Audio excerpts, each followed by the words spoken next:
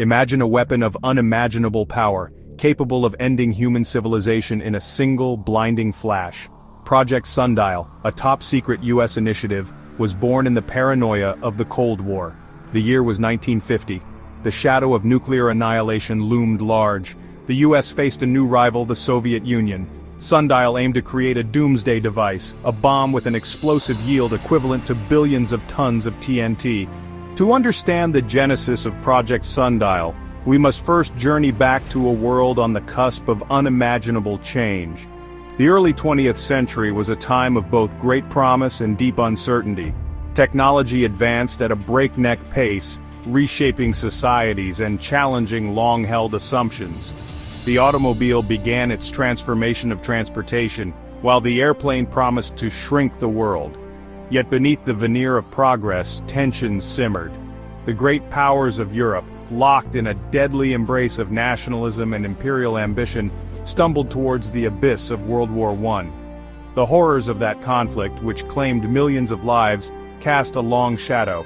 In its aftermath, a profound sense of disillusionment settled over the world.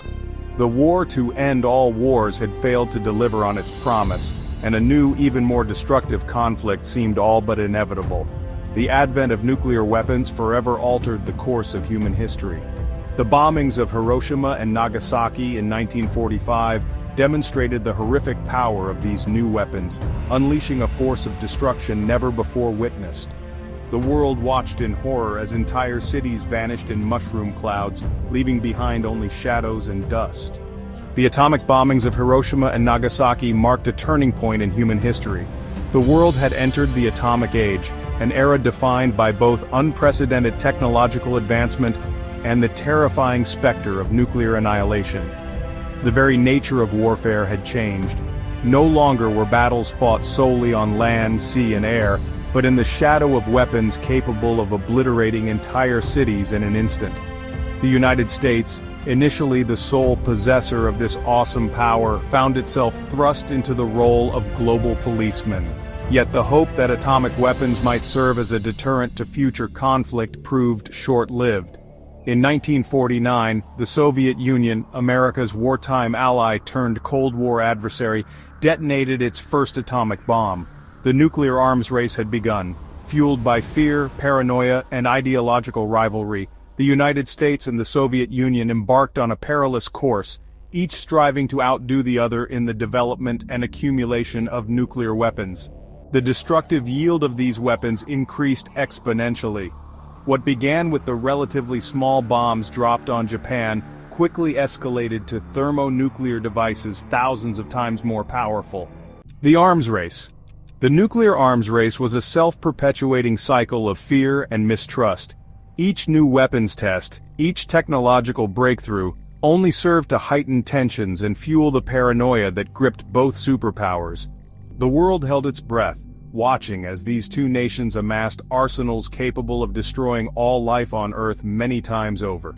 Military strategists on both sides developed chilling doctrines like mutually assured destruction, or MAD, which posited that the only way to prevent nuclear war was to ensure that both sides possessed the capability to annihilate the other, even in a retaliatory strike. This logic of assured destruction, while seemingly irrational, became the grim reality of the Cold War. The arms race extended beyond the development of bombs themselves. Both the United States and the Soviet Union invested heavily in delivery systems, creating vast fleets of bombers, submarines, and missiles capable of striking targets across the globe. The world was transformed into a giant chessboard, with each side constantly maneuvering for strategic advantage. The architect of annihilation, Edward Teller, the father of the hydrogen bomb, played a key role in the Manhattan Project. Teller, a Hungarian émigré, fled Nazi persecution and unlocked the secrets of the atom. In 1952, his vision became reality with the Ivy Mike test, marking a terrifying escalation. The hydrogen bomb, 1,000 times more powerful than Hiroshima's bomb, changed the world.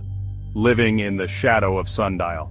While Project Sundial thankfully never came to fruition, its legacy continues to haunt us.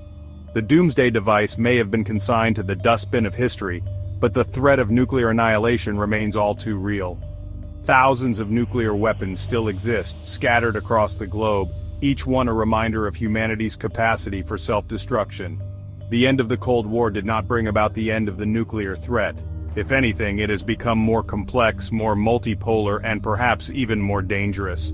New actors have emerged on the world stage, each with their own nuclear ambitions and grievances. The specter of nuclear terrorism, once the stuff of nightmares, has become a chilling possibility. The chilling legacy of Project Sundial is a stark reminder of the fragility of our existence. We live in a world where the power to destroy ourselves many times over rests in the hands of fallible human beings. It is a sobering thought, one that should give us all pause. The doomsday clock may not be ticking as loudly as it once did, but it is still ticking.